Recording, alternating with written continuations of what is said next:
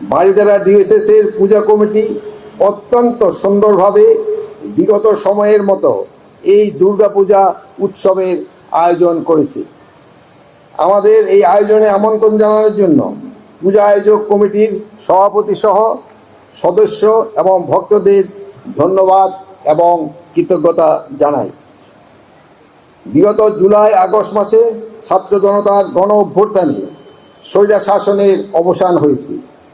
এই আন্দোলনে ধর্ম, বর্ণ, জাতি, সম্প্রদায় নির্বিশেষে সকলকে একই কাতারে ঐক্যবদ্ধ ও সামিল করেছে। আমরা এই ঐক্যবদ্ধ শক্তি নিয়ে এক নূতন বাংলাদেশে গঠনের স্বপ্ন দেখছি। আপনারা নিশ্চয়ই অবগত আছেন, বর্তমান অন্তর্বর্তীকালীন সরকার নানাবিধ চ্যালেঞ্জের মোকাবেলা করছে।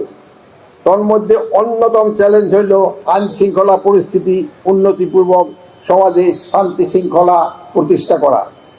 আমরা এই লক্ষ্যে নিরলসভাবে কাজ করে যাচ্ছি।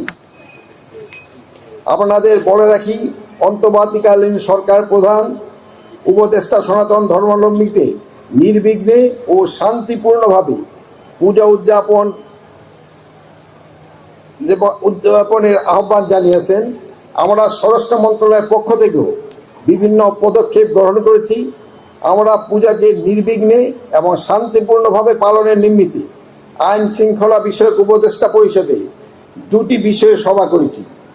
সবার সিদ্ধান্তগুলো মন্ত্রণালয়ের পক্ষ থেকে প্রয়োজনীয় নির্দেশ সহ মাঠ ও প্রশাসন ও আইন শৃঙ্খলা রক্ষক বাহিনীকে পাঠানো হয়েছে।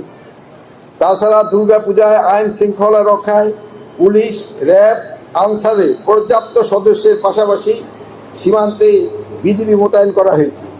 এছাড়া সেনাবাহিনী, নৌবাহিনী এবং বিমান বাহিনীকেও ম্যাজিস্ট্রেসি ক্ষমতা দিয়ে মোতায়েন করা হয়েছে। তাই আমি